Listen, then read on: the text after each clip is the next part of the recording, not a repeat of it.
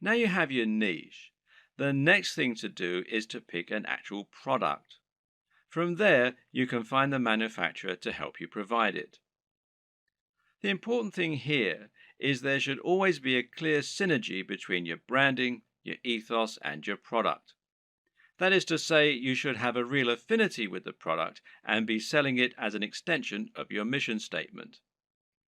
What you must not do is simply find the first product you can sell within your niche and then go out and try to sell it.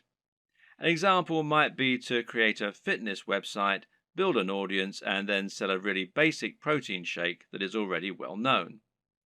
Can this work? Well, sure it can. But why would people bother to buy from you when there are countless other sites where they can find the exact same thing, or when they can buy it down their local high street? Likewise, if you're selling a product that is obviously not your own and is so generic, it can actually hurt your trustworthiness. It's clear that you're trying to make money, which isn't a bad thing in itself, but you're not offering any unique value in return. You're just saying, oh yeah, and why not buy this generic product while you're here? On the other hand, if you can find a product that is somewhat new, somewhat different, and that mirrors your personal approach to fitness, to business, or whatever your niche is, then you can sell something that you really believe in and can get excited about. And this is something that will come across and make itself apparent for your visitors too. This is one reason why it can be so great to have a hand in helping design the product, as with a supplement, for example, where you get to choose the ingredients. Similarly, you can make money from selling a product that is a little lesser known and that you find particularly interesting and exciting. The best brands will be the ones that can grow with you. Find a company that's doing something new and exciting and express that you'd like to work with them. From there, you can then focus on growing and building your business. And this will help you to form a real relationship that's mutually beneficial and that your customers can appreciate too. Of course, there are many smaller considerations to keep in mind when selling your products. Should you sell a consumable or should you sell something that will last a long time? Should you sell a product that's very expensive or one that's very affordable? In the video on e-commerce and pricing, we'll discuss this in more detail, but suffice to say that it can make a lot of sense to sell multiple products in future, as that way you'll be able to benefit from multiple different types of business model and you'll be able to draw in a wider range of buyers. Having a range of prices means you can cater to people with all kinds of budgets and build some loyal customers who might increase their average spend with you over time. For example, a cheap consumable has the distinct advantage of being something that will keep your visitors coming back.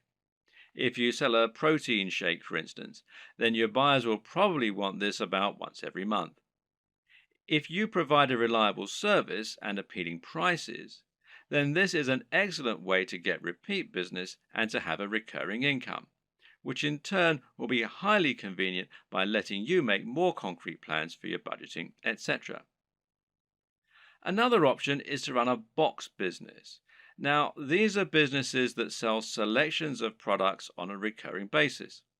Someone will subscribe to your business and you'll send them a package containing a set number of products each month. This could be a range of different items or it could be one thing. Loot Crate, for example, is a business that sends pop culture merchandise to comic book and games fans. Part of the fun of this service is that they never know exactly what they're going to get, but it will always be something interesting and exciting. Then again, you also get men's grooming services that send the same selection of consumable razors, shaving foams, etc. to their customers every month. This is a different way to create your dropshipping business, one that allows you to add some real extra value and also to promote the products of your partners in an exciting way. There are many other ways you can add value too, whether it's providing freebies like some kind of PDF, offering the best discounts, or somehow upgrading the product you're offering before it reaches the customer. Whatever you decide, the big question to ask yourself is, what value are you providing? What are you offering on top of the products themselves? How are you providing value not only for the customers, but also for the suppliers? And what advantages do they get by coming to you instead of going to somewhere like Amazon? Finally, of course, you need to ask yourself what types of products will sell well. And this is particularly important when you first start out and you perhaps only have one item to begin with. If you're going to begin your store with just one item, then it's highly important that this one item be something that will sell well and get your business off to the best start. And the best way to do this is to pick something that has a very clear function and which is easy to explain. Solve the problem that your visitors have. What do people in this niche need? And how can you solve that issue for them? If you can answer this, you should have no problem selling your first item as long as it's well made and as long as you're persuasive enough to make it sound amazing.